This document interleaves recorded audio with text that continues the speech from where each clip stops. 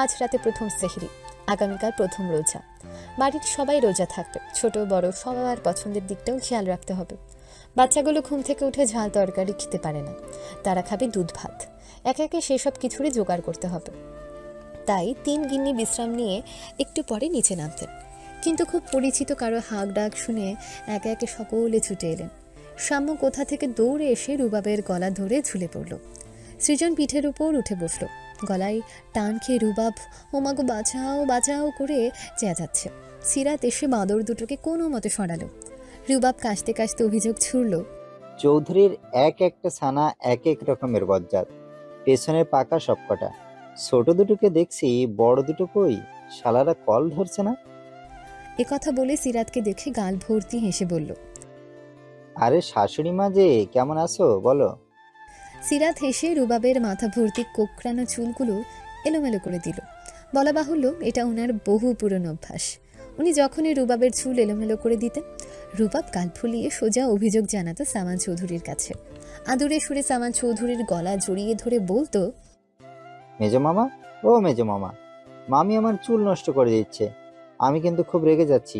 বড় হলে তোমার মেয়ে নিয়ে পালালে দোষ দিবে না কিন্তু। ছেলেটা রুবাবের কথা শুনে সবাই হেসে লুটোপুটি খেত। শতরূপা ছোট্ট রুবাবের গালে চুমু এঁকে বলতেন, পালানোর ভাড়া আমি দিব বাপ, তুই শুধু বড় হ আর দোয়া কর যেন ভুল করে হলেও তোর না হওয়া বউ পৃথিবীতে ল্যান্ড করে। মায়ের কথা শুনে ফোকলা দাঁত বের করে সে কি হাসি রুবাবের, আনন্দ যেন ধরে না। এরপর থেকে যখনই সিরাত চুল এলোমেলো করে দিত, তখনই দাঁত বের করে হেসে বলতো, ও মেজো মামি, আমার চুল এলোমেলো করার অপরাধে তোমাকে একদিন আমার শাশুড়ি বানাবোই বানাবো। রুবাব যতবার এ কথা বলতো, সিরাত ততবারই শব্দ করে বলতেন, আমিন। কিন্তু বছর ঘুরে যেদিন সাম্যসৃজন হলো, সেদিন রুবাবের সে কি রাগ, কারণ তার বউ পৃথিবীতে ল্যান্ড করেনি। বউয়ের জায়গায় দুটো বাঁদর এসেছে। বলতে গেলে এই পাঁজি দুটোই তার প্ল্যান বরবাদ করে দিয়েছে। এতদিন পর রুবাবকে দেখে সিরাত চুল এলোমেলো করে দিয়ে বলল, এতদিন পর মনে পড়লো, তা কেমন আছিস বাপ? আমি তো বিন্দাস আছি, তোমরা কেমন আছো বলো। আমরাও ভালো আছি। তারা কথা বলতেই সিতারা এসে দাঁড়াতেই রুবাব ওনাকে দেখা মাত্র ছুটে গিয়ে জড়িয়ে ধরল। গালে গাল লাগিয়ে চমৎকার করে বলল, বড় মামি, আমার ভাগের আচার আছে তো, নাকি শীতল একাই সবটা ঝেড়েছে? ভাগে কম পেলে ওর কান ছেড়ে ফেলবো বলে দিলাম। আছে বাপ, অনেক আচার আছে। এবার বল দেখি, এত শুকিয়ে গেছিস কেন? খাওয়া দাওয়া করিস না? এবার কিন্তু সহজে ছাড়ছি না তোকে, মনে রাখিস। উপর মহল সেসব শুনবে মামি, টাইম মতো ঠিকই জয়েন করতে হবে। দরকার নাই, ওসব ছাই পাশের চাকরি, ছেড়ে দে ওই চাকরি। পানিতে ভেসে বেড়ানোর চাকরি করতে হবে না, দরকার হলে 2 মামার অফিসে বসবি। তা বললে হবে? তা ছোট মামি কই? ফোন কলে মামার সাথে প্রেম করছে নাকি? তখন সিমিন তার পেছন থেকে কান টেনে ধরে বললেন, না রে পাজি ছেলে, প্রেম করছি না। আমার সাথে প্রেম করার সময় নেই তোর মামার। বলো কি? তাহলে এই স্বামীকে টেনে বেড়ানোর কি দরকার? ডাস্টবিনে ফেলে দাও, আমি তোমাকে নিউ ব্র্যান্ডের স্বামী এনে দেবো। এ কথা শুনে সিমিন হাতের চাপ বাড়াতেই রুবাব মুচড়া মুচড়ি করে কান ছাড়ালো। শখ স্বর্ণ এলে তাদের সাথেও কথা হলো, গল্প হলো। মজার সব গল্পে হাসাহাসিও হলো। কথায় কথায় একগাদা নাস্তা সামনে রাখা মাত্রই রুবাব খেতে শুরু করলো। তখন শীষ বাজাতে বাজাতে বাইকের চাবিটা কায়দা করে আঙ্গুলের ডগায় ঘুরাতে ঘুরাতে সায়ন এলো। রুবাব তাকে দেখে দ্রুত উঠে কোলাকুলি করে বলল, বড় ভাই ভালো আছেন? রাজকার্য সেরে ফিরলেন বুঝি? বিয়ে শাদী কি করবেন না? আর কত কচি সেজে থাকবেন? এ কথা শোনা মাত্র সায়ন ওর কানে কানে কিছু একটা বলতে সে ছিটকে সরে গেল। নাক মুখ কুচকে বলল, ছি, তুমি একটা অশ্লীল। সায়ন রুবাবের কাঁধ জড়িয়ে ধরে একই সোফায় বসলো। 3 গিন্নি তখন রান্নাঘরে। ডাইনিং টেবিলে শখ, স্বর্ণ, সাম্য সৃজন রুবাবের রান্না পিৎজা ভাগাভাগি করতে বসেছে। এদিকে আর কেউ নেই দেখে সায়ন রুবাবকে বলল, ভাই সম্মান নিবা? সম্মান? রুবাব কলার ঝাঁকিয়ে ভাব মেরে বলল, অবশ্যই নেব। আমার বোন নিবা অথবা আমাকে সম্মান দেবে না তা তো হবে না। কে বলছে তোমাকে সম্মান দেব না? শোনা, 100 সম্মান নাও, তার সম্মান কোথায় নেবা? সামনে নাকি পিছনে? তার ঠিকঠাক লোড নিতে পারবা তো? এ কথা শুনে রুবাব এক লাফে উঠে রান্নাঘরের দিকে যেতে যেতে বলল, বড় মামি, সায়ন ভাইয়ের দ্রুত বিয়ে দাও, এর বিয়ে দেওয়া ফরজ হয়ে গেছে। এ কথা শুনে সীতারা পেঁয়াজ কাটতে কাটতে জবাব দিলেন, ও একবার নিজের মুখে বিয়ের কথা বলুক, দুদিনের মধ্যেই ওকে বিয়ে করাবো আমি। সীতারার কথা শুনে সায়ন ঠোঁট কামড়ে হেসে স্বর্ণের দিকে তাকালো। স্বর্ণ কিছু অনুভব করে তাকাতেই চোখাচোখি হয়ে গেল দুজনের। সায়ন চোখ ইশারা করে উপরে যাওয়ার কথা বললে স্বর্ণ যেন শুনেও শুনল না, ঠায় সেভাবেই বসে রইল। অগত্যা সায়ন চুলে ব্যাগ ব্রাশ করতে করতে সিঁড়িতে উপরে উঠতে উঠতে গান ধরল, কইতে আমার শরম লাগে, প্রেম আগুনে পুইরা চাই, সানডে মানডে ক্লোজ করে দিতে একজন মানুষ নাই। ও ভাই রে ভাই। বড় ভাইয়ের গান শুনে শখ মুখ টিপে হাসতে হাসতে বেচারি একসময় বিষম খেল, তবুও তার হাসি থামছে না। তাকে এইভাবে হাসতে দেখে সাম্য সৃজন একে অপরের মুখ চামাচাবি করলো, কিন্তু কিছু বুঝতে নাই অগত্যায় খাওয়াতে মন দিল। সবার সাথে টুকটাক কথা হলেও এখন অবধি শীতলের সাথে দেখা হয়নি রূপাপের, যেটা অতি আশ্চর্যের ব্যাপারও বটে। সে বাড়িতে নেই নাকি তার উপস্থিতি এখনো বুঝতে পারেনি। তবে যাই হোক, তার জন্য দেখা করাটা ফরজ, তাই সে শীতলের খোঁজ নিয়ে নিজেই গেল দেখা করতে। গিয়ে দেখে শীতল রুমে নেই। রাত তখন 10:30। এত রাতে মেয়েটা গেল কোথায়? সে চিন্তিত হয়ে কপালে ভাঁজ ফেলে বের হতেই সায়নের মুখোমুখি হলো। সায়নকে কথাটা জানতে সায়ন শুদ্ধ রুমের দরজায় হাত রেখে রেখে দেখে দরজা ভিজিয়ে রাখা।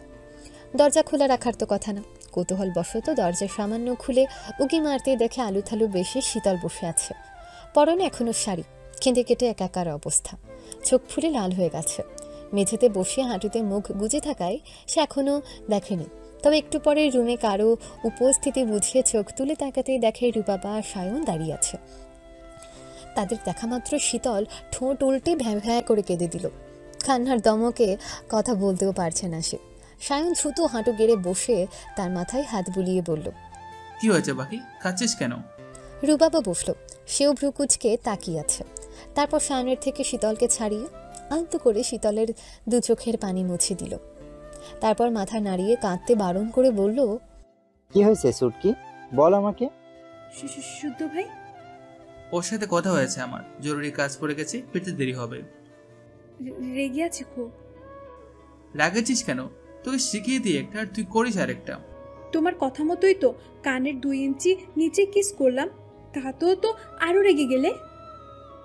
এ কথা শুনে সায়ন ভ্রুকুচকে তাকালো রূপাবের দিকে। কি ছিল কোথা থেকে? সে তো সব করতে বলেনি। ওয়েট, শীতল শুদ্ধকে কিস করেছে? কিন্তু এই বুদ্ধিকে দিল? সেবার বিস্ময় ভরা দৃষ্টিতে শুধালো, কি কি বললি আবার বল, তুই ভাইকে কিস করেছিস? শীতল মুখ কাঁচুমাচু করে সম্মতিসূচক মাথা নাড়িয়ে ফোঁপাতে ফোঁপাতে বলল, রুবাব ভাইয়াই তো শিখিয়ে দিল, আমি তো রাজি ছিলাম না, কিন্তু ভাইয়া বলল এটা করলে শুদ্ধ ভাই দ্রুত পটে যাবে, পটে গেলে আমার মিশন সাকসেস হবে। এতক্ষণে সায়ন বুঝল শুদ্ধ রাগের কারণ। যেখানে ভালোবাসার শুরুই হয়নি সেখানে এসব। আর শুদ্ধ যে ব্যক্তিত্বের ছেলে, সে কখনো এসব ছ্যাবলামি পছন্দ করবে না, এটা তো জানা কথা। সায়ন এবার রুবাবের দিকে তাকিয়ে দাঁত কটমট করে বলল, শালা বলদ, কি করেছিস সেটা আমাকে একবার জানাতে পারলি না? রুবাবও দাঁত খিসমিস করে বলল, আমি কি করে জানবো ওই শালা এতটা রেগে যাবে? কোনো মেয়ে যদি ভালোবাসার কথা বলে কিস করে, আমি তো কুপোকাত। আমি আমার কথা ভেবে বুদ্ধিটা দিয়েছিলাম, কে জানতো পাশা উল্টে যাবে। সায়ন দীর্ঘশ্বাস। সে শীতলের মাথায় হাত রেখে আদুরে সুরে ডাকল, শীতল জান বাচ্চা আমার, এভাবে কাঁদিস না, আমরা তো সাথে আছি না? শুদ্ধ ভাই খুব কষ্ট পেয়েছে ভাইয়া। তা পেয়েছে? শোন, আজ থেকে আমরা আর কোনো প্ল্যান করবো না, সব সময়ের হাতে ছেড়ে দেব, এরপর যা হওয়ার হবে, কেমন? কিন্তু উফ, আর কোনো কিন্তু না, ধরে নে আমাদের মিশন সাকসেস। সাকসেস কিভাবে? আমি ওনাকে পটাতে পারলাম না, ভালোবাসার জীবাণু শুদ্ধ ভাইয়ের রন্ধে রন্ধে ছড়াতে পারলাম না, আর প্রাপ্তি হিসেবে তাকেও তো পেলাম না। ওই যে বললাম সময় কথা বলবে। ঠিক আছে, তাহলে শুদ্ধ ভাই ফিরলে কি আমি সরি বলবো? ভাইয়া খুব রেগে আছে আমার উপর। তা বলতে পারিস। শীতল ঘাড় কাত করে তাদের কথায় সম্মতি জানালো। শুদ্ধ ওভাবে রেগে বেরিয়ে যাওয়ার পর থেকে তার মন ভার হয়ে আছে, কেঁদে কেটে যাচ্ছে তাই অবস্থা।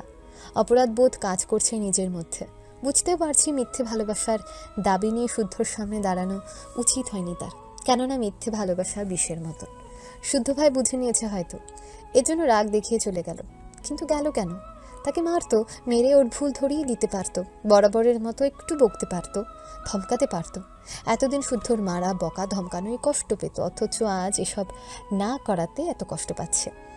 এসব ভেবে তার চোখের পানি ঝরঝর করে গড়িয়ে গেল। আবার ওকে কাঁদতে দেখে দুই ভাই উতলা হয়ে গেল। শীতল সায়না রুবাবের হাত দুটো আঁকড়ে ধরে ফোপাতে ফোপাতে বলল, কিভাবে সত্যি সত্যি ভালোবাসতে হয়, সত্যিকারের ভালোবাসা কেমন হয়, প্লিজ শেখাও আমাকে। আমি শিখতে চাই ভাইয়া। আমার বারবার মনে হচ্ছে আমি শুদ্ধ ভাইকে খুব কষ্ট দিয়ে ফেলছি, বড্ড ভুল করেছি। এই ভুল শুধরাতে হবে আমাকে।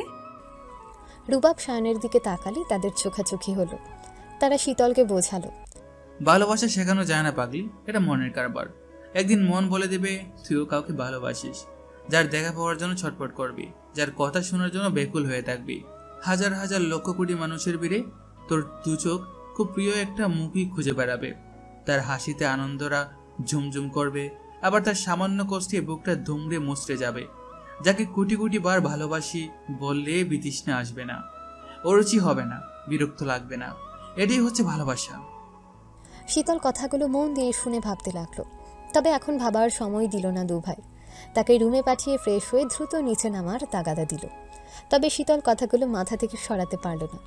ফ্রেশ হয়ে চুল মুছতে ভাবলো, সিঁড়ি বেয়ে নামতে নামতে ভাবলো, সবার সাথে এক টেবিলে বসে রাতের খাবার খেতে খেতে ভাবলো সবাই আছে, শুদ্ধ নেই।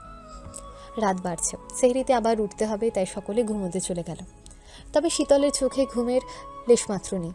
সে ভেজা চুল ছেড়ে দিয়ে অন্ধকার বেলকানিতে বসে আছে। কেন বসে আছে জানে না, তবে বসে থাকতে ভালো লাগছে। আচ্ছা, শুদ্ধ ভাই এখনো ফিরছে না কেন? এত রাত করে বাইরে থাকা কিসের? কি এমন জরুরি কাজ করছে যে এত রাত হচ্ছে? এসব ভাবতে ভাবতে বাইকের শব্দ পেল। মূল ফটক দিয়ে শুদ্ধ বাইক নিয়ে পার্কিং লটে গেল। সেখানে বাইক রেখে বাড়িতে প্রবেশ করলে কলিং বেল চাপতে হবে, তাতে সবার ঘুম ভেঙে যেতে পারে ভেবে সে দৌড়ে নিচে গেল। কলিং বেল চাপার আগে দরজা খুলে দিল। শুদ্ধ কেবল হাত বাড়িয়েছিল কলিং বেল চাপার জন্য, তার আগে দরজা খুলে শীতলকে দেখতে পেল। ফোলা ফোলা চোখে ঠোঁটে মিষ্টি হাসি এঁটে তার দিকে তাকিয়ে আছে শীতল। শুদ্ধ তার পাশ কাটিয়ে যেতে গেলে শীতল মিনমিন করে বলল, খাবার পারবো? শুদ্ধ হ্যাঁ না কিছু না বলে উপরে উঠতে গেলে শীতল পুনরায় বলল, মুরগির মাংসের তরকারিটা খুব মজা হয়েছে, গরম করে খাবার রুমে দিয়ে আসি। এবারও শুদ্ধ নীরবে সিঁড়ি দিয়ে উপরে চলে গেল। শীতল ছলো ছলো চোখে তাকিয়ে রইল। সেও শুদ্ধর পিছু পিছু যেতে যেতে আবার ডাকলো, শুদ্ধ ভাই। শুদ্ধ নিজের রুমের সামনে দাঁড়িয়ে পার্স দিয়ে দরজা খুলে ভেতরে ঢুকে গেল। একবার পেছনে ফিরে তাকালে দেখতে পেত অপরাধ বোধে কাতর হওয়া এক মানবীকে, যে অশ্রু ভেজা চোখে তার দিকেই তাকিয়ে আছে। শুদ্ধ চলে গেলে শীতলের মনে পড়ল সরি বলা হয়নি। সে চোখ জোড়া মুছে দরজায় পার্সিং করতে ইনকারেক্ট পার্স দেখালো। একবার দুইবার তিনবার করে একই পার্স দিলে বারবার ইনকারেক্ট পার্স দেখালো। অবাক হলো। চতুর্থবার পার্স দিতে দরজায় হাত লাগানো মাত্রই কারেন্টের শক লাগলো। শকে গোটা শরীর ঝাঁকুনি দিয়ে উঠল ওর। দ্রুত হাত সরিয়ে দুপা পিছিয়ে অবাক হয়ে দরজার দিকে তাকালো। আগে কখনো এমন হয়নি, একবার পার্স দেওয়া মাত্রই দরজা খুলে যেত। তবে কি পার্স বদলে দিয়েছে শুদ্ধ ভাই? কিন্তু পার্স বদলালো কেন? তাকে রুমে ঢুকতে দেবে না তাই? ছোট একটা ভুলের কারণে এত বড় শাস্তি? এভাবে কি দূরে সরিয়ে দেবে? ওদিকে বন্ধ রুমের বিছানায় বসে ফোন হাতে নিয়ে বন্ধ দরজার দিকে তাকিয়ে আছে শুদ্ধ। হাতে থাকা ফোনে একের পর এক বার্তা আসতে আছে। বারবার ভুল পার্সিং করায় কারেন্টের শক লেগে পার্সিং করা থেমে গেছে। শীতল থামতে নোটিফিকেশন আসাও থেমে গেছে। শুদ্ধ নোটিফিকেশনের দিকে তাকিয়ে মলিন হাসল। শক খেয়ে খুব বেশি কষ্ট পেল নাকি? পেলে যাক, মাঝে মাঝে কষ্ট পাওয়া ভালো। নিজে একটু কষ্ট অনুভব করলে অন্যের কষ্টটা খুব সহজে উপলব্ধি করতে পারবে। তাছাড়া কেবল তো শুরু। এসব ভেবেই সে ফোনটা বিছানার উপর ঢিল ছুঁড়ে মারল। তারপর দুই হাতে মাথার চুল খামচে ধরে বিড়বিড় করে আওড়ালো, সোনা যত পুরনো হয় তত নাকি খাঁটি হয়। আজকে থেকে তোকে পুরনোর দায়িত্ব আমার। আমাকে চাওয়ার কথায় যেভাবে পিছিয়ে গেলে একদম তুই নিজের সর্বসম্মুখে আমাকে চেয়ে নিবি। চাইতে হবে, মিলিয়ে নিস। আমি চাইতে বাধ্য করবো তোকে। যদি না পারি তবে আমার নামও শোয়েব শুদ্ধ নয়। রেডি থাক চৌধুরী কন্যা, রেডি থাক। ঘড়িতে সময় 3:45। অ্যালার্মের শব্দে একে একে ঘুম থেকে উঠেছেন 3 চৌধুরী গিন্নি। 3 যা কাজ গুছিয়ে হাতে হাতে গরম খাবার এনে রেখেছেন ডাইনিং টেবিলে। মাঝে মাঝে ডাকছেন ঘুমে মগ্ন ছেলে মেয়েদের, কিন্তু কারোরই উঠার নাম নেই। ডাকাডাকিতে একে একে উঠে পড়েছেন শারাফাত ও সামান চৌধুরী, বসেছেন ড্রয়িং রুমে। এভাবে বসে থাকতে সময় যাবে না, তাই টিভি ছাড়তেই দেখলেন একটা চ্যানেলে বড় বড় পাহাড় দেখাচ্ছে। সেসব পাহাড়ে নবী ও সাহাবী কতদিন থেকেছিলেন, কেন থেকেছিলেন, সেসব দেখানো হচ্ছে। 2 ভাই সোফায় বসে মনোযোগ সহকারে তা দেখছেন। আজকে প্রথম সেহরি। সবাই একসাথে সেহরি করলেও থাকছেন না শাহাদাত চৌধুরী। ভাইয়ের কথা স্মরণ হতেই মন ভার হলো ওনাদের। ভাইরা চাকরির কারণে থাকতে পারে না। সাবান চৌধুরী আর না ভেবে কল দিলেন শাহাদাত চৌধুরীকে। রিসিভ হতে ফোনের ডিসপ্লেতে ভেসে উঠল শাহাদাত চৌধুরীর হাস্যোজ্জ্বল মুখ। উনিও ফ্রেশ হয়ে ফোন হাতে নিয়েছিলেন ফোন দেওয়ার জন্য। ভাইয়ের কল পেয়ে খুব খুশিও হয়েছেন বটে। ওনারা কথা বলার মাঝে শখ গিয়ে দাঁড়ালো। বাবার হাত থেকে ফোনটা নিয়ে কথা বলল ছোট চাচুর সাথে। আবদার করলো, একসাথে ইফতার করলো। শাহাদাত চৌধুরী আদুরে সুরে জানালেন অবশ্যই চেষ্টা করবেন। তারপর 3 ভাই আর কিছুক্ষণ কথা বলে কল কাটল। শখকে দেখে সীতারা বললেন বাকিদেরকে ডেকে আনতে। ঘুম থেকে উঠে ছেলে মেয়েগুলো ভাত গিলতে পারে না, ধীরে ধীরে খাবে না হয়। এত বড় দিন কিছু না খেলে কিভাবে হবে? শখ মায়ের কথা শুনে দোতলায় গিয়ে স্বর্ণকে ডাকলো। এরপর ঘুম কাতুরে শীতলকে ডেকে ওয়াশরুমে পাঠিয়ে এরপর ডাকলো শুদ্ধ আর সায়নকে। নয়তো দেখা যেত পাজি মেয়ে আবার ঘুমিয়ে পড়েছে। দোতলায় একে একে সবাইকে ডেকে গেল গেস্ট রুমে। রুবাব গেস্ট রুমে ঘুমাচ্ছে। তাকে কয়েকবার ডেকে এরপর এসে বসলো ডাইনিং টেবিলে। ডাকাডাকির পর ফ্রেশ হয়ে একে একে এসে বসলো ডাইনিং টেবিলের চেয়ারে। শীতল মুখ ভোঁতা করে দেখলো সবাই থাকলেও শুদ্ধ নেই। তাকে কি কেউ ডাকেনি? এখন না উঠলে খেতে পারবে না ধীরে সুস্থে। এসব ভেবে ডাকার জন্য উঠতে গেলে দেখে শুদ্ধ নামছে সিঁড়ি দিয়ে।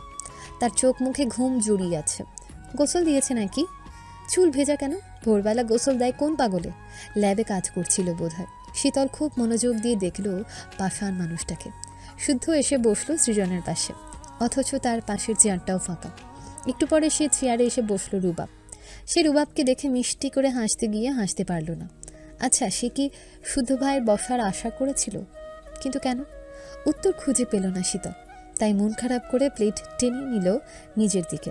ততক্ষণে যে যার পছন্দের খাবার নিয়ে খেতে শুরু করেছে। সাম্য সৃজনের চোখে এখনও ঘুম, তারা এখনও ঢুলছে। অথচ গতকাল সবাইকে বলেছে তারা রোজা থাকবে, এবার সব রোজা করবে। গতবার ছোট ছিল তাই করতে পারেনি, এবার 30টা রোজাই করবে। তারাও দেখিয়ে দেবে তারা বড় হয়ে গেছে। ওদের কথা শুনে সবাই হেসেছিল। শারাফা চৌধুরী খেতে খেতে হঠাৎ চোখ পড়ল শীতলের দিকে। শীতল মাথা নিচু করে চুপ করে বসে আছে। পেটে শুধু সাদা ভাত আর চিংড়ি মাছ। ঘুম থেকে উঠে আসায় চোখ মুখ ফুলে আছে। ঘুম থেকে উঠলে এভাবে চোখ ফোলার কথা, তাহলে কি মেয়েটা কেঁদেছে? হয়তো, কারণ শীতল বিশেষ বিশেষ দিনগুলোতে বাবাকে পাশে পাওয়ার আশা করে। যখন পায় না তখন খুব কাঁদে। আজও বোধহয় বাবার জন্য কেঁদেছে মেয়েটা। সিমিনের মুখটাও মলিন লাগছে। উনি দীর্ঘশ্বাস চেপে কিছু বলার আগেই দেখলেন রুবাব সযত্নে শীতলের প্লেটে সলিড মাংসের পিস তুলে দিল। সায়ন খোসা ছাড়িয়ে চিংড়ি তুলে দিল। সব পানির গ্লাস এগিয়ে দিল। স্বর্ণ সাম্য সৃজনের দুধ ভাত মেখে দিচ্ছে। শুধু মা চাচিদেরও বসে পড়ার তাগাদে দিচ্ছে। কি চমৎকার সেসব দৃশ্য। টুকটাক কথাবার্তা হচ্ছে, সবাই খাচ্ছে, যার যেটা লাগবে তুলে দিচ্ছে। এরপরেও যেন কিছু একটা মিসিং। কি সেটা? আচ্ছা, শীতল কথা বলছে না, হাসছে না, তার মাঝে চঞ্চলতাও দেখা যাচ্ছে না। কিন্তু কেন? শুদ্ধ আবার বকেছে নাকি মেয়েটাকে? মনে মনে এ কথা ভেবে উনি কপাল কুঁচকে তাকালেন শুদ্ধর দিকে। ছেলেটা আপন মনে খাচ্ছে, ছোট ছোট লোকমা তুলে খায় সে। খাওয়ার কায়দা দেখে বোঝা যায় পুরোই জেন্টলম্যান। মুখভঙ্গি দেখে বোঝার উপায় নেই মনে কি চলছে। শুদ্ধর বাঁ পাশে রুবাব আর রুবাবের পাশে সায়ন। বলা বাহুল্য চৌধুরী বাড়ির নজর কারা 3 সুদর্শন যুবক। আজকাল ছেলেদের বিয়ের প্রস্তাব আসে, আজও এসেছে। আজকের প্রস্তাব এমন ছিল যে যৌতুক হিসেবে চেকে মর্জিমতো যত সংখ্যা বসিয়ে নিতে পারবে।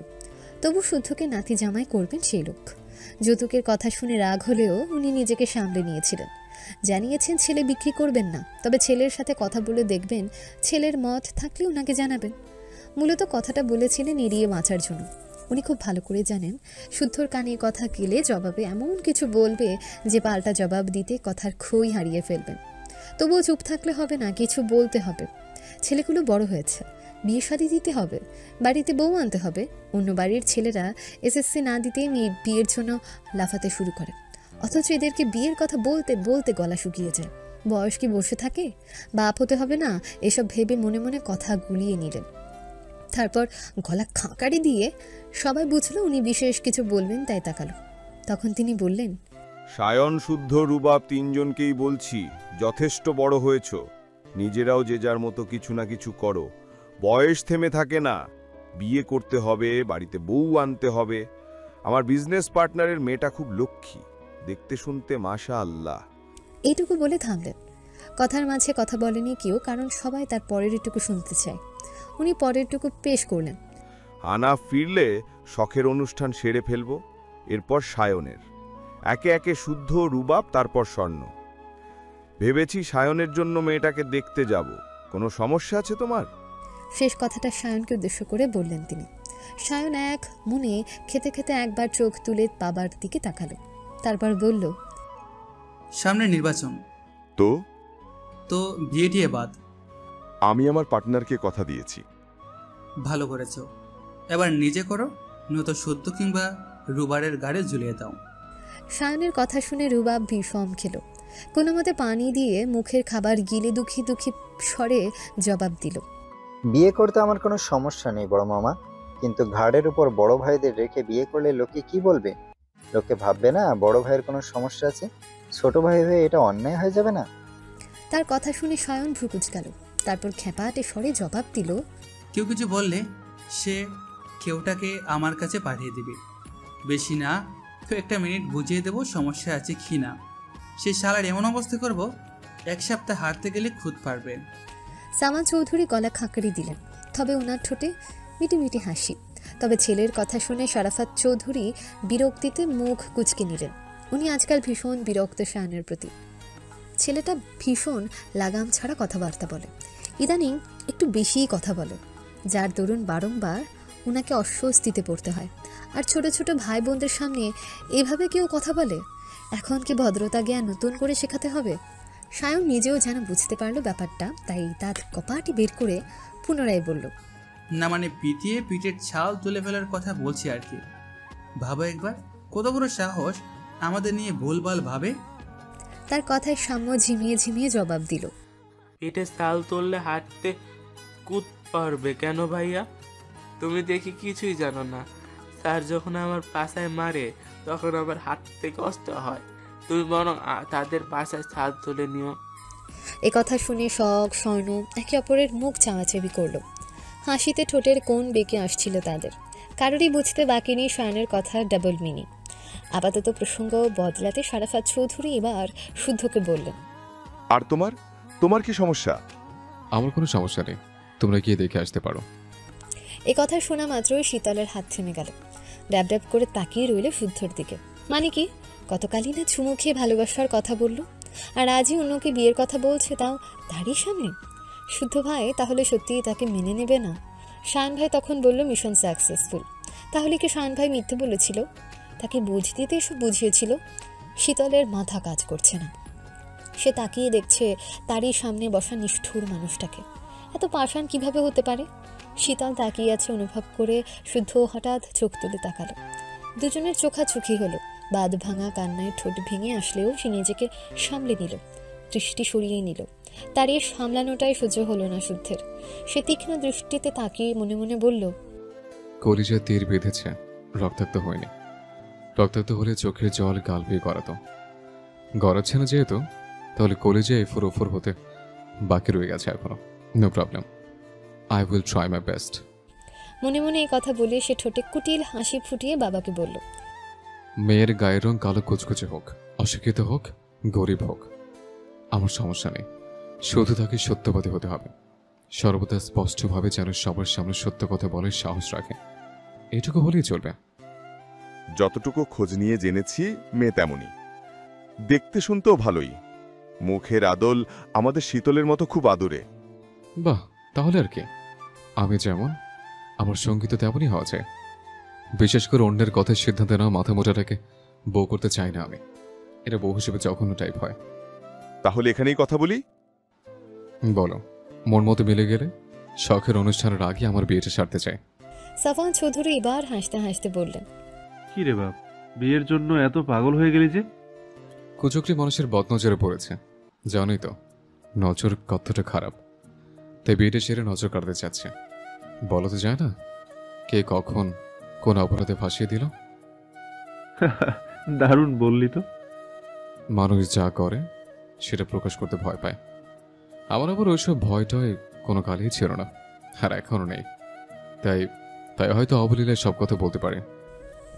একের পর এক শুদ্ধর খোঁচা মার্কা কথা শুনে সায়ন আর চোখে শীতলের দিকে তাকালো। দেখল শীতলের চোখের কোণে অশ্রু চিকচিক করছে। শীতলও বুঝেছে শুদ্ধ তাকেই মিনমিন করে কথাগুলো বলেছে। হ্যাঁ, ভুল যখন করেছে তখন শাস্তি গ্রহণযোগ্য, তাই বলে এসব এভাবে। শুদ্ধ ভাই কি বুঝছে না ছুরির থেকেও তার কথার আঘাত ধারালো হয়ে বুক পাঁজরে বিঁধছে? নাকি সেই আঘাত অদৃশ্য বলে দেখেও দেখছে না, বুঝেও বুঝছে না? সে ভাত নাড়াচাড়া করতে করতে দুফোঁটা চোখের জল ফেলল, সন্তর্পণে মুছে নিল। তখন শারাফাত চৌধুরী মাথা নাড়িয়ে এও বললেন, আরও একটা নম্র ভদ্র মেয়ের সন্ধান আছে। মেয়ে বিসিএস ক্যাডার। মেয়ের নানা যান যৌতুক হিসাবে চেকের পাতায় ইচ্ছে মতো অ্যামাউন্ট বসানোর কথা জানিয়েছে। একই বিয়ে করতে 3 ভাইয়ের কে রাজি আছো স্পষ্টভাবে জানাও। তোমাদের সম্মতি পেলে এগোবো। যৌতুকের কথা শুনে সকলে হতবাক। চৌধুরী বাড়ির ছেলেরা যৌতুক নেবে, কিন্তু কিসে কম তারা? বাড়ি, গাড়ি, টাকা পয়সা, নাকি অর্জিত মান সম্মানে? সায়ন চোখ মুখ কুচকে নিল। ঠোঁটের কাছে গালিরা এসে সুরসুরি দিচ্ছে, কিন্তু সে তো বাড়িতে গালি টালি দেয় না। ওসবের জন্য চোখ আর বেরোতে হবে, কিন্তু কতক্ষণ আর শোনা যায়? তাই সে গপাগপ খাবার গিলে উঠতে উঠতে বলল, যৌতুকের মায়েরে আলাপু করলেও ওইসব ছাইপাশ আমার লাগবে না।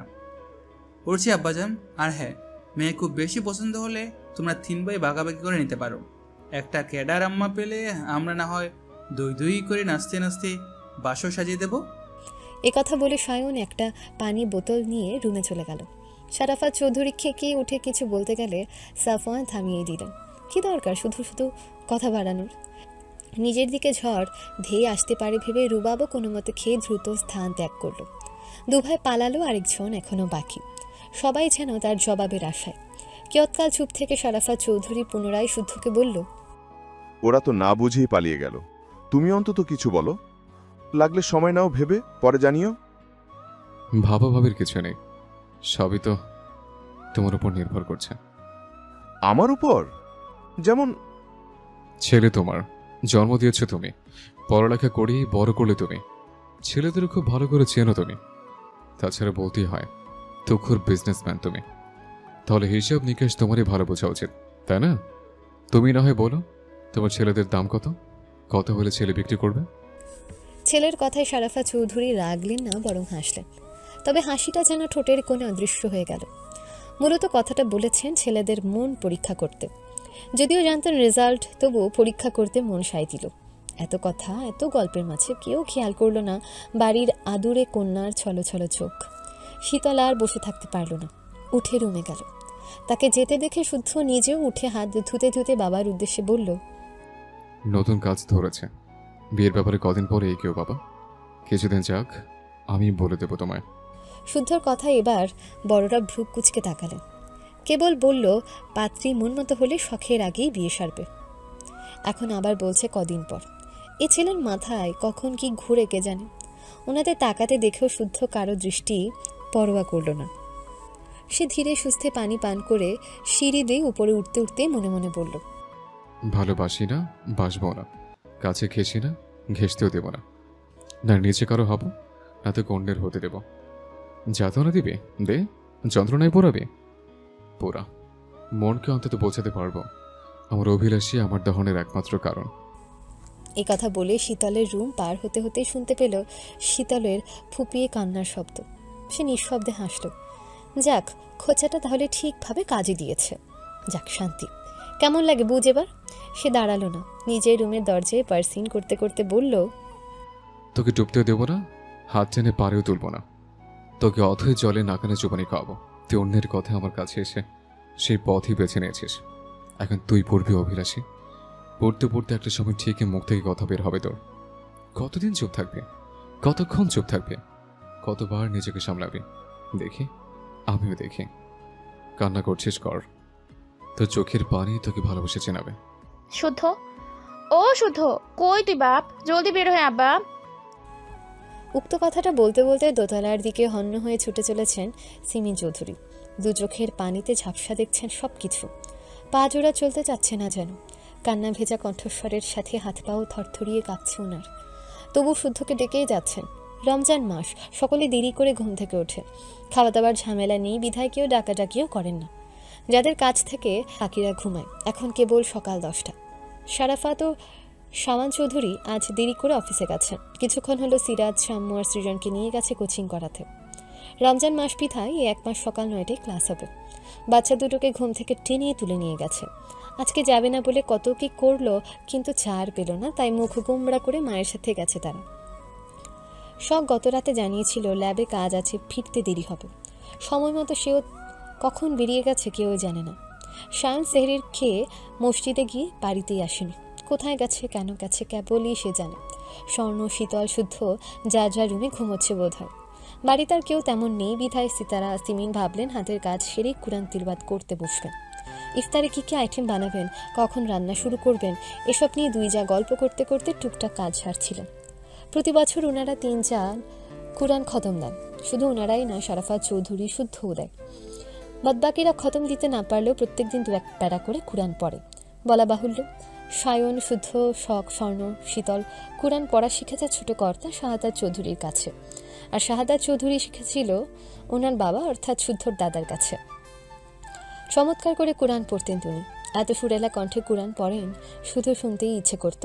এবং অতি গর্বের বিষয়, চৌধুরী বাড়ির প্রত্যেকটা ছেলে মেয়ে সহি শুদ্ধভাবে কুরআন পড়তে পারে। আজ প্রথম রোজা।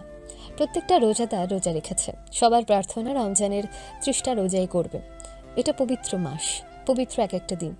সবার মতো চৌধুরী নিবাসের সবাই চেয়েছিল দিনটা খুব ভালো করে কাটাতে। কিন্তু হঠাৎ বিপদ এসে হানা দিয়েছে দোরগোড়ায়। কেবলই সিরাতের নাম্বার থেকে সিমিনের কাছে কল এসেছে, সাম্য সৃজন অ্যাক্সিডেন্ট করেছে। 2 ভাইয়েরই গুরুতর অবস্থা। মাথায় ভীষণ চোট পেয়েছে বাচ্চা দুটো। রক্ত বন্ধ হচ্ছে না দেখে পথচারীরাই ধরে হাসপাতালে নিয়ে গেছে। 2 চোখের সামনে ছেলেদের অ্যাক্সিডেন্ট দেখে সিরাজ সেই মুহূর্তে জ্ঞান হারিয়েছে। পানি টানি ছিটিয়েও জ্ঞান ফেরানো যায়নি ওনার। পরে ওনাকেও দ্রুত হসপিটালে ভর্তি করানো হয়েছে। কোনো এক দয়াবান সিমিনকে ফোন কল করে এসব জানিয়েছে। শুদ্ধ রুম সাউন্ড প্রুফ, নিচের কোনো শব্দই তার রুম অবধি পৌঁছয় না। একথা স্মরণ হতে দোতলার দিকে ছুটছেন তিনি। এদিকে শুধু নামাজ পড়ে ঘুমায়নি, আপন মনে রুমের সঙ্গে লাগোয়া ল্যাবে কাজ করছিল। কিছুক্ষণ আগে ঐশ্বর্যের কল পেয়ে রেডি হয়ে রুম থেকে বের হচ্ছিল। ইমিডিয়েট কিছু জিনিসপত্র ঐশ্বর্যের কাছে পৌঁছতে হবে। সেগুলো হাতে পেলে জরুরি কাজগুলো সারবে ঐশ্বর্য। হ্যাঁ, বলতে হয় মেয়েটার ধারালো ট্যালেন্ট। তার সঙ্গে কাজ করতে গেলে তা বোঝা যায়। শুধু ট্যালেন্ট না, তার অ্যাটিটিউডও হাই লেভেলের। কাজের ক্ষেত্রে তার মতো সহকারী পাওয়া সত্যিই ভাগ্যের। আর এখন অবধি তার ভাগ্য সর্বদা তার সাথেই ছিল, এখনও আছে। আপন মনে কিছু ভাবতে ভাবতে রুমের দরজা লক করতে করতে ঘাড় ঘুরিয়ে তাকালো শীতলের রুমের দিকে। মহারানী এখনও ঘুমোচ্ছে হয়তো। রোজা আছে, সারাটা দিন ছুটে থাকবে, তার মেজাজ। কিছু বললে খ্যাক করে উঠবে। একটা কথা বললে 10টা কথা শোনাবে। ভুল করলে মারতে গেলে মায়া মায়া চোখে তাকিয়ে বলবে, রোজাদারকে মারতে নেই শুদ্ধ ভাই, মাফ করে দিন, মাফ করা মহৎ গুণ। অথচ ছোট রাজ্যে রাজাইরা কাজ করে বেড়াবে। এসব নতুন কিছু নয়, প্রতি বছরই এসব হয়, সবটাই তার জানা। এসব কথা রেশ না কাটতেই হঠাৎ তার কানে এসে পৌঁছালো সিমিনের কান্নারত কণ্ঠস্বর। ছোট মা এভাবে কাঁদছেন কেন? হঠাৎ কার কি হলো? ওদিকে কিছুক্ষণ আগে ফ্রেশ হয়ে শুদ্ধকে বকতে বকতে চুলে বিনুনি করছিল শীতল। পরনে পার্পল কালার 3 পিস। কোচিং আছে, মন খারাপ বিধায় যাওয়ার ইচ্ছে ছিল না। কিন্তু শুদ্ধকে জ্বালানোর সুযোগ মিস করতে চায় না সে। ওই বিশুদ্ধ পুরুষ কি ভেবেছে 2-একটা কড়া কথা বললে সে গ্রামের আবেশী সেজে পথে ঘাটে বিরহের গান গেয়ে বেড়াবে? দুঃখীর সেজে শুয়ে বসে কাঁদতে কাঁদতে আমচুর হয়ে যাবে? না, মোটেও তা করবে না। বরং আগে যা জ্বালাতো তার থেকেও এখন বেশি করে জ্বালাবে। সে জানে মহামানব এখনও বাড়িতে আছে। তার কাছে গিয়ে এখন থমথমেশ্বরে বলবে, এই শুদ্ধ ভাই, গাড়িতে করে আমাকে কোচিংয়ের সামনে রেখে আসেন, এত রোদের মধ্যে হেঁটে যেতে পারবো না আমি। একথা শোনা মাত্রই যখন না বলবে তখনই কেঁদে কেটে একাকার করে ফেলবে। বড় আব্বুকে ফোন করে বলবে কথা। কতদিন খোঁচা মারা হয়েছিল না, তারই শোধই তুলবে সে। কি ভেবেছে কি সে যা বলবে সব মেনে নেবে? এসব ভাবতে ভাবতে বিনুনিতে পাক দিচ্ছিল সে। হঠাৎ মায়ের কান্না শুনে বিনুনিতে রাবার বাঁধতে পারল না, তার আগেই দৌড়ে বের হলো। এইদিকে ঘটনা জানতে শুদ্ধ এগোচ্ছিল, ফলস্বরূপ আচমকা শীতলের সাথে ধাক্কা লাগে তার। বিরক্তিতে চোখ মুখ কুঁচকে আসে। প্রশস্ত বুকের সাথে নাকে বাড়ি লেগে শীতলের মুখ দিয়ে বেরিয়ে আসে ব্যথাতুর শব্দ। তবে অপ্রস্তুত ঘটনায় কেউ কিছু বলার সুযোগ পায় না। হন্তদন্ত হয়ে সিমিন উপস্থিত হয় সেখানে। ওদের দেখে হাউমাউ করে কেঁদে ফেলে। উনি কাঁদতে পারে না, একটু কাঁদলেই শ্বাসকষ্ট হয় ওনার। শুদ্ধও বুঝলো সিরিয়াস কিছু ঘটেছে, নতুবা এভাবে কাঁদার মানুষ নন তার ছোট চাচি। ওনাকে আশ্বস্ত করতে সে এগিয়ে এক পেশে মা সমতুল্য চাচিকে বুকে জড়িয়ে ধরল। তারপর খানিকটা নরম সুরে বলল, কি হয়েছে? এভাবে ছুটছে কেন? পুরো ব্যথা পাবে তো? বাপ, ওই ছোট চাচ্চু ঠিক আছে? হুম, তাহলে একজন কল করেছিল, সাম্য সৃজন নাকি অ্যাক্সিডেন্ট করেছে। চল বাপ, এখন আমাদের হাসপাতালে যেতে হবে। যে কল করেছিল চেনো তাকে? পরিচয় দিয়েছে? তাকে চিনি না, তবে বললো পথচারী। শুদ্ধ ভ্রু কুচকাল। সিমিনের হাতে থাকা ফোনটা নিয়ে কল লিস্টের প্রথমে থাকা সিরাতের নাম্বারে কল দিল। তবে কল রিসিভ করলো এক মহিলা। শুদ্ধ বিনয়ীভাবে কথা বলে জেনে নিল পুরো ঘটনা। কোন হাসপাতালে ভর্তি করা হয়েছে তাও শুনে নিল। ততক্ষণে বাড়ির সকলে দৌড়ে এসে হাজির। মুহূর্তেই বাড়িতে কান্নাকাটির হিড়িক পড়ে গেল। জায়ের সন্তান বলে বাড়ির কোনো ছেলে মেয়েকে কখনো আলাদা নজরে দেখেন না চৌধুরী গিন্নিরা। তাদের মতে সবগুলোই বাড়ির সন্তান, তাদেরই সন্তান। বাড়ির ছোট সদস্য হিসেবে শীতল সাম্য সৃজন সবার কাছে একটু বেশি আদরের, আহ্লাদের। বলা বাহুল্য তারাই বাড়ির প্রাণ, বিনোদন পর্বের মূল উৎস। অথচ আদরের বাচ্চা দুটোর এ ঘটনায় চৌধুরী বাড়ি স্তব্ধ হয়ে গেল। সারাফত সামান চৌধুরীর কাছেও খবর চলে গেল। ওনার অফিস থেকে ছুটলেন হাসপাতালের উদ্দেশ্যে। তাদের সবাইকেও যেতে হবে, কারণ সাম্য সৃজনের রক্ত লাগবে। শুদ্ধ আর সময় নষ্ট করল না, শুধু মা চাচির উদ্দেশ্যে বলল, গাড়ি বের করি, দ্রুত আসো। এ কথা বলে গাড়ির চাবি নিয়ে দ্রুত পায়ে পার্কিং লটের দিকে ছুটল।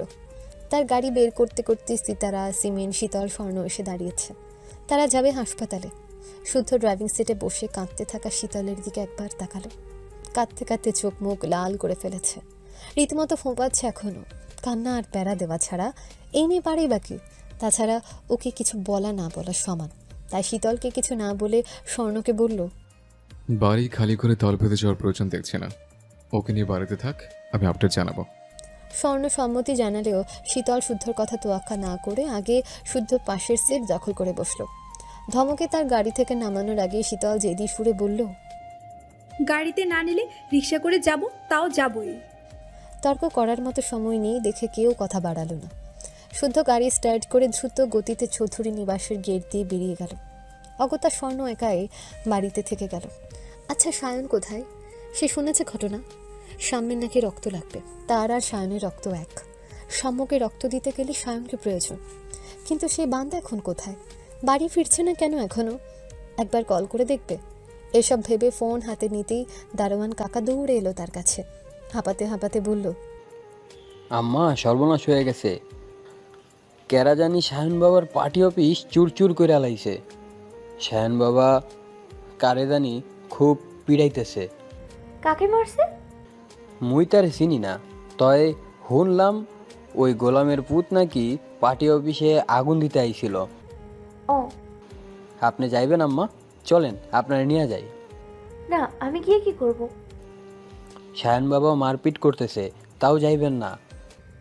তারা পুরুষ পুরুষ মারামারি করেছে, সেখানে আমিও বলা মেয়ে গিয়ে কি করব? যাই হোক কাকা, আপনি বারবার গেট ছেড়ে বেরিয়ে যাবেন না, আমি একা বাসায়। আর আপনিও যদি বারবার এদিকে সেদিকে যান তাহলে বাবার কানে গেলে ভালো কিছু হবে না। আর যেমন না আম্মা। ঠিক আছে। এ কথা বলে স্বর্ণ সোজা বাড়ির ভেতর চলে গেল। তার এমন কাঠখোট্টা জবাবে দারোয়ান কাকা অবাক হলেন না, কারণ উনি বাড়িতে চাকরি করেন, তাও 5-7 বছর হবে। বাড়ির সবাইকে পুরোপুরি না চিনলেও মোটামুটি চিনেন, জানেন। চৌধুরী নিবাসের এতগুলো সদস্যদের ভিড়ে সবাই হাসি খুশি হলেও এই মেয়ে বরাবরই একটু অন্যরকম। অবাক করা ঘটনাগুলোতেও কেন জানি অবাক হয় না এই মেয়ে। যেমন ছোট ভাই অ্যাক্সিডেন্ট করেছে, তার কি উচিত হবে না কেঁদে কেটে 100 হওয়া? যেমন শীতল হয়েছে, কিংবা সায়নের পার্টি অফিসে কে বা কারা ভেঙেছে, এটা নিয়েও একটু চিন্তিত হওয়ার কথা। কিংবা সায়ন কাকে মারছে এটা শুনে ছুটে গিয়ে দেখার কথা।